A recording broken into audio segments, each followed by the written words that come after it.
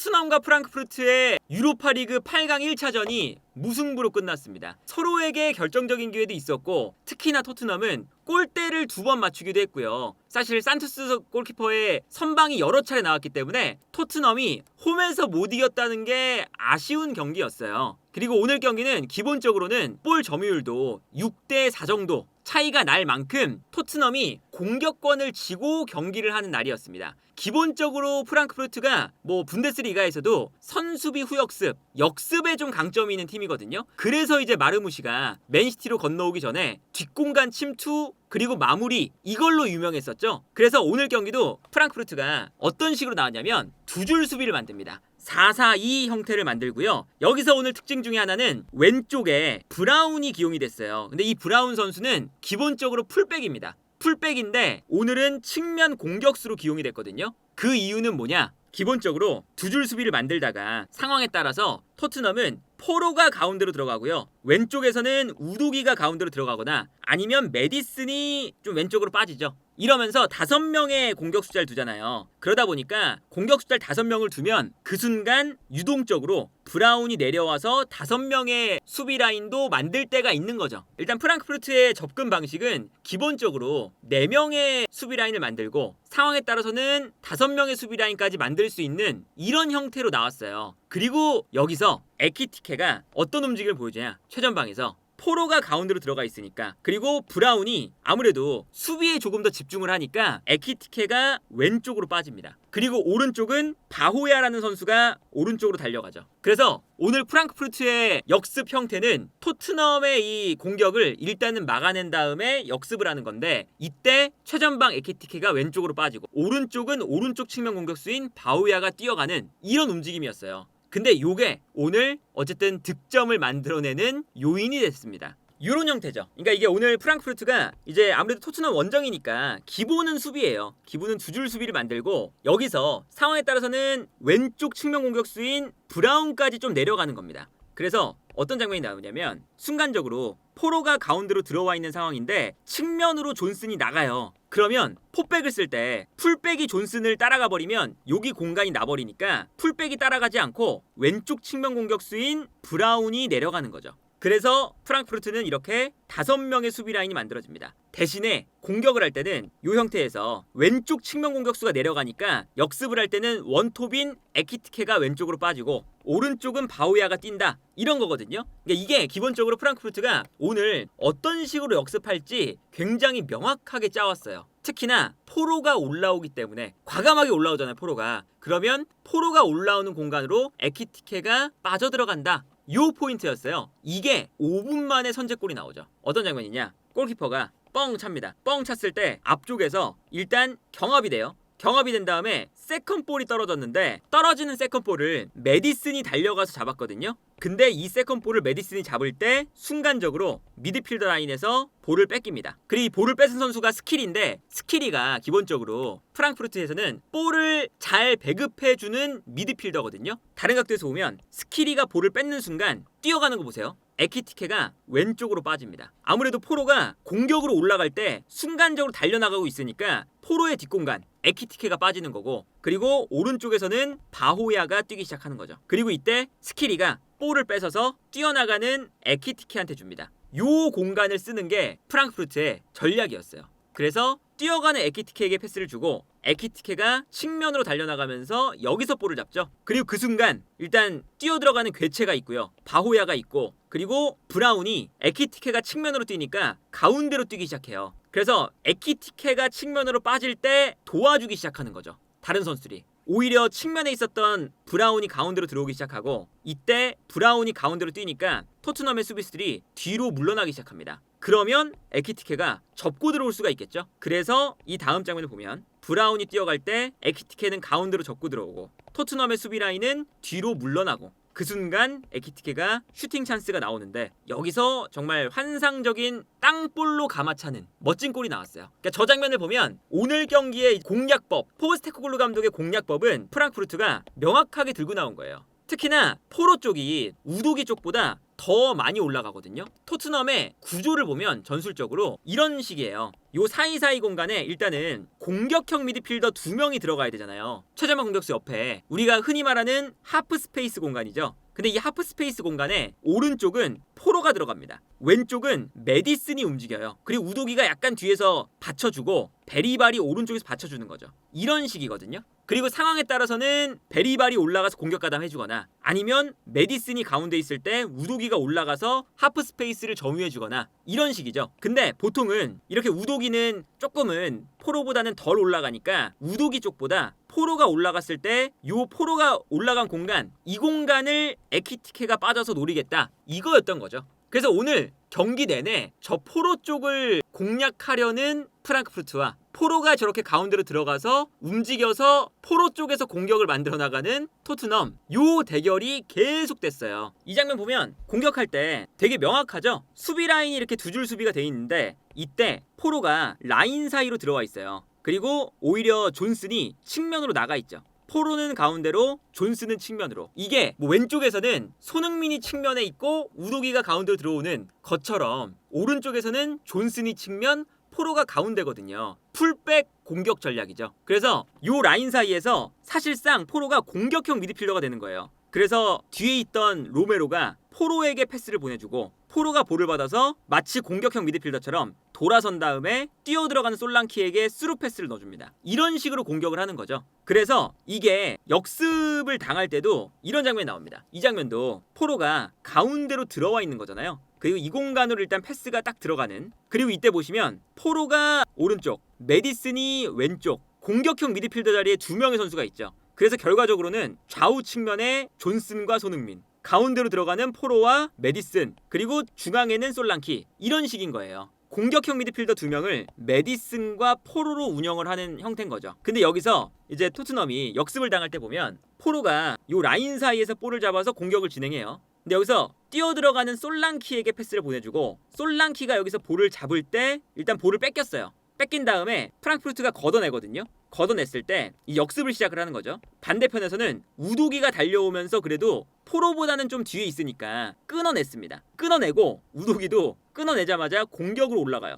근데 여기서 우도기가 끊어낸 게 또 앞쪽에서 끊겼거든요. 여기서 이제 문제가 발생합니다. 우도기와 포로 둘 다 너무 올라와 있죠. 그러니까 이 뒷공간이 열리는 거잖아요. 좌우 측면이. 그래서 프랑크푸르트가 일단은 아까 말씀드렸던 것처럼 오른쪽은 뛰어들어가는 바호야한테 줍니다. 그리고 바호야가 뛰어들어가다가 볼을 잡고 반대편으로 볼을 넘겨주는데 반대편은 포로가 올라와 있는 공간이죠. 그래서 반대편으로 볼을 넘겨줬을 때는 에키티케가 포로 쪽 공간으로 또 뜁니다. 아까 득점 나올 때랑 비슷하죠. 그래서 이 공간으로 패스. 그러면 에키티케가 이 공간에서 볼을 끌고 전진합니다. 포로가 열심히 내려오고 있긴 하지만 이 공간을 아무래도 올라가 있었기 때문에 내려오기가 좀 힘든 장면이에요. 이때 에키티케가 그래도 포로랑 로메로가 협공을 하니까 이때 반대편을 바라보면서 방향 전환합니다. 이것도 우도기가 아직 못 내려오고 있으니까 뛰어들어가는 반대편 측면 공격수에게 넘겨줄 수가 있는 거죠. 이렇게 풀백이 돌아오는 속도가 좀 늦는 게 포스테콜루 감독의 단점이잖아요. 이게 오늘 경기도 발휘가 됐던 거고 측면으로 볼이 넘어간 다음에 약간 토트넘의 수비가 수비 라인이 이제 역습을 당하니까 허겁지겁 내려오다가 간격이 좀 벌어졌어요. 그러다 보니까 여기서 뛰어들어가는 공격수 1명, 나오는 공격수 1명이 있죠. 요 사이 공간으로. 그래서 나오는 공격수에게 패스. 이때 반더벤이 끌려 나오니까 그 순간 뛰어들어가는 공격수. 이 공간으로 스루 패스가 들어가면서 여기서 프랑크푸르트가 또 결정적인 찬스를 맞이합니다. 여기서 사실 뛰어들어가는 선수가 컷백을 주면서 여기서 이제 끊겼는데 이것도 결정적인 찬스가 나올 뻔했던 장면이죠. 이런 장면만 봐도 토트넘이 풀백들을 너무 공격적으로 쓰기 때문에 역습을 당해요. 근데 반대로 이제 오늘 경기는 역습을 당하는 면도 있었지만 득점을 만들어내는 것도 포로가 득점을 만들어냈습니다. 되게 양날의 검 같은 거죠. 이게 득점 나오는 장면인데 손흥민이 측면에 있고요. 오른쪽에 존슨이 있어요. 존슨과 손흥민 좌우 측면 공격수가 일단 넓게 벌립니다. 그리고 가운데에 솔랑키가 있고 포로가 가운데로 들어와 있고요. 메디슨이 또 가운데 있죠. 그래서 손흥민과 존슨이 경기장을 넓게 쓰면서 수비를 끌어냈을 때 가운데 있는 3명의 선수가 공간으로 뛰어가는 이게 토트넘의 전술이거든요. 그래서 이 장면도 한번 통했습니다. 손흥민이 수비를 끌고 나오니까 그 순간 메디슨한테 공간이 생겼는데 메디슨도 나오면서 수비를 한 번 더 끌어내요. 그 순간 솔랑키가 뛰는 거죠. 그리고 손흥민은 솔랑키에게 패스를 넣어줍니다. 그리고 이때 솔랑키가 측면으로 빠지니까 수비가 솔랑키를 따라 나오면 그 순간 포로가 뛰어 들어간다. 요거거든요. 끌어내서 침투하는 건데 반대편에 있는 선수가 존슨이 뛰어가는 것보다 포로가 가운데 있으니까 가운데에서 포로가 뛰어나가는 거예요. 그래서 이 패스가 솔랑키에 연결되면서 솔랑키가 수비를 끌고 나옵니다. 그리고 포로가 뛰어들어가고 있죠. 그리고 여기서 이제 솔랑키가 한 번의 크로스는 못 올려주고 수비를 끌고 나왔을 때 메디슨이 침투에 들어가니까 메디슨에게 패스, 그리고 메디슨이 또 볼을 잡으니까 수비가 또 가운데에서 또 끌려 나와요. 그래서 메디슨이 볼을 잡을 때 솔랑키를 향해서 끌려 나온 선수 한 명, 메디슨을 향해서 끌려 나온 선수 한 명, 공간이 사이사이에 나기 시작하죠.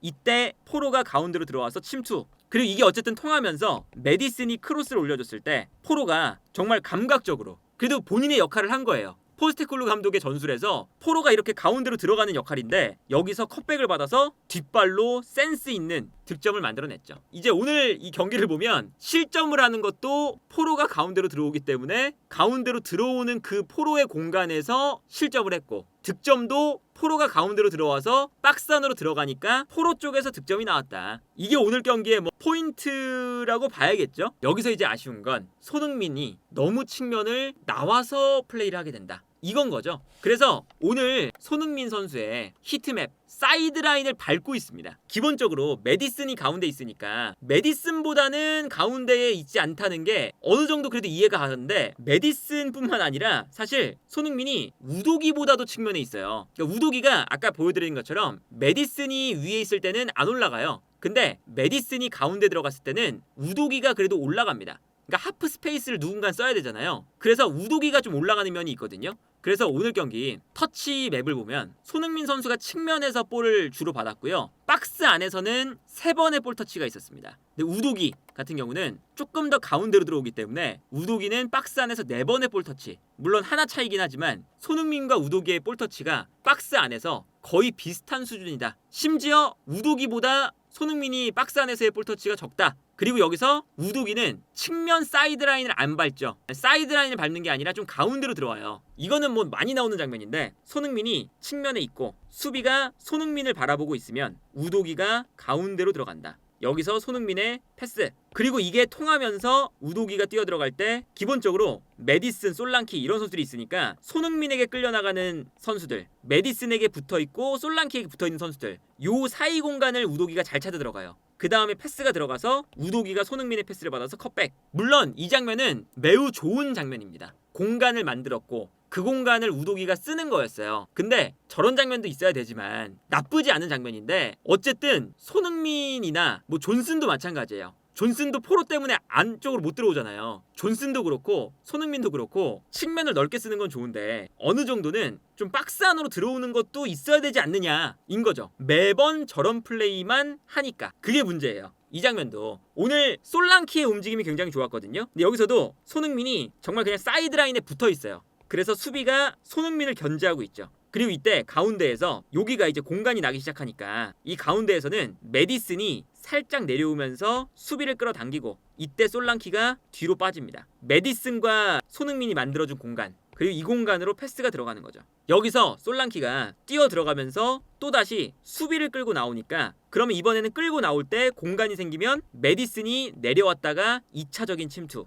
나쁘지 않은 장면이에요. 그 다음에 솔랑키가 수비 끌어내서 뛰어들어가는 메디슨에게 패스. 공간이 많이 나와 있잖아요. 솔랑키가 수비 끌어냈으니까. 이런 걸 보면 나쁜 장면은 아니지만 그래도 어느 정도는 공격수들이, 측면 공격수들이 조금은 가운데로 들어가 주는 것도 필요한데 그런 장면이 너무 안 나온다. 그리고 그것이 일단 궁극적으로는 너무 극단적으로 풀백을 올려버리니까 아까 보여드린 것처럼 특히나 포로 같은 경우는 그냥 공격수처럼 올라가요. 토트넘이 4-2-3-1 전형을 쓸 때 메디슨이 오른발을 쓰니까 오른쪽으로 빠지는 것보다 오른발을 쓰기 위해서 왼쪽으로 빠지거든요. 그러니까 포로가 조금 더 올라오죠. 우도기보다. 이런 식이 되는 거잖아요. 그리고 베리발, 벤탄쿠르, 우도기. 그리고 상황에 따라서는 메디슨이 가운데 있으면 우도기가 올라와서 전진. 이렇게 되는 건데 이게 결국에는 좌우 측면 공격수들은 너무 사이드라인만 밟고 있다. 이게 아까 손흥민 선수뿐만 아니라 반대편도 어떠냐면 브레넌 존슨의 터치 맵이거든요. 존슨도 손흥민 선수만큼이나 측면에 붙어 있어요. 근데 포로 가운데에서 볼을 잡습니다. 이 되게 명확하죠? 이런 걸 보면 확실히 어떤 식으로 포스테클로 감독이 현재 팀을 운영하고 있는지. 근데 이게 그래도 오늘 경기는 약점을 공략당하는, 그러니까 풀백이 너무 올라가서 그 풀백의 공간을 공략당해서 실점을 하는 게 하나 있었지만 그래도 득점할 수 있는 찬스가 꽤나 있었어요. 베리바리 골대 맞춘 거, 벤탄쿠르 골대 맞춘 거, 반더벤이 마지막에 아슬아슬하게 머리에 볼을 맞춘 거, 이런 것들이 그래도 나름대로 좋은 장면들이 있었고 골이 안 나와서 좀 아쉬운 경기였죠 오늘은. 그리고 이제 여기에 더해서 손흥민 선수한테도 기회가 한 번 왔습니다.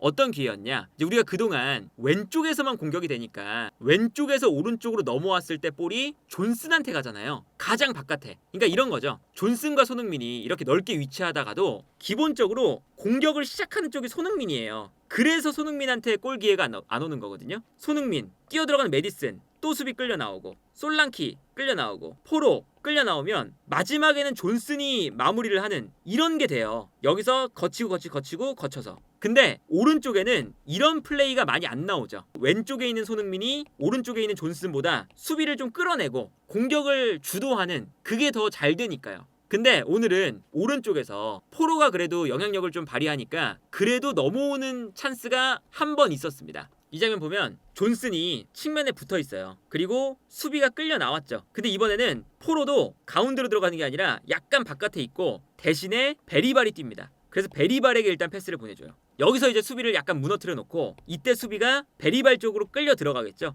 그래서 베리발이 안쪽에서 볼을 받는데 여기서 공격을 못하고 일단 수비를 끌어냈어요. 그러면 반대편에 손흥민 쪽에 공간이 납니다. 그리고 여기서 포로가 순간적으로 오버래핑을 하면서 포로가 측면에서 크로스를 올려요. 그리고 여기서 솔랑키가 가운데에서 볼을 소유를 해주고, 솔랑키가 소유를 한 다음에 수비랑 경합하는 과정에서 손흥민 쪽으로 볼이 도달합니다. 요게 좀 많이 나올 필요가 있어요. 그리고 여기서 손흥민 선수가 넓은 공간에서 볼을 잡은 다음에 그래도 득점할 수 있는 찬스가 있었죠. 가운데로 접고 들어와서 슈팅. 근데 이것을 오늘 선방을 많이 했던 산토스 골키퍼가 선방을 해내는 장면이었거든요. 근데 이런 장면들이 이제 오늘 경기도 너무 안 나오더라. 물론 손흥민 선수의 컨디션이 오늘은 별로 안 좋아 보이긴 했어요. 킥에 대한 미스도 많았고 손흥민 선수가 이제 드리블을 할 때도 미스가 나는 장면이 많았어요. 실제로 기본적으로 이 토트넘의 전술 자체가 손흥민이 가운데가 아니라 너무 측면에서 볼을 배급하는 역할에만 치중되어 있는 것도 손흥민이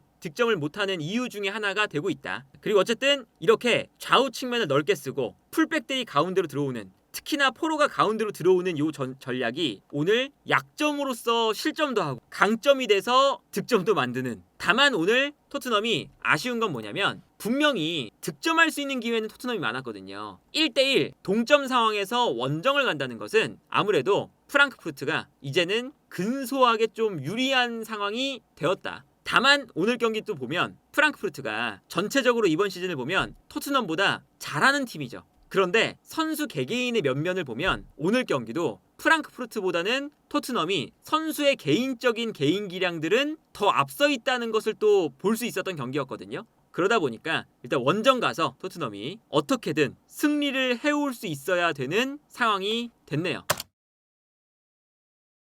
오늘 영상은 6.25 참전용사 후원 프로젝트를 진행하는 인프레시라는 브랜드와 함께합니다. 그래서 제가 입고 있는 이 티셔츠가 이제 6.25 참전용사 분들을 위한 이 후원 굿즈인데요. 이게 이제 그 인프레시가 진행했던 프로젝트인데 참전용사 분들이 생계적으로 좀 어려운 분들이 많아서 주거 환경이 좋지 않은 곳에서 이제 살고 계신 분들이 많아요. 이런 환경을 오른쪽 그림처럼 바꿔드리는 이런 프로젝트를 진행을 하고 있습니다. 요게 이제 그 뒷면인데 Things to Remember, 기억해야 될 것들 0625 이렇게 써 있는 것을 볼 수가 있습니다. 요게 이제 뭐 121879라는 번호가 적혀 있어요. 요 121879가 12만 1879명입니다. 2023년 기준으로 6.25 참전 용사분들이 유해가 수습되지 않은 분들의 숫자가 12만 1879명이래요. 그래서 이번 달 이벤트인데요. 생계가 어려우신 참전용사분들에게 후원도 하고 티셔츠를 구매하시면 자동으로 추첨 대상이 되셔서 이번 달 말일까지 구매를 하신 분들 2분께 토트넘 직관 티켓을 드리게 됩니다. 고정 댓글에 보시면 후원 티셔츠도 있고요. 지난번에 광고했던 태극기 키링도 있어요. 2가지 모두 지금 이벤트 대상이거든요. 이렇게 5가지의 태극기로 만든 키링이 있고요. 요 키링도 이벤트 해당 대상이니까 키링 혹은 티셔츠 구매하실 분들은 구매하시길 바라겠습니다.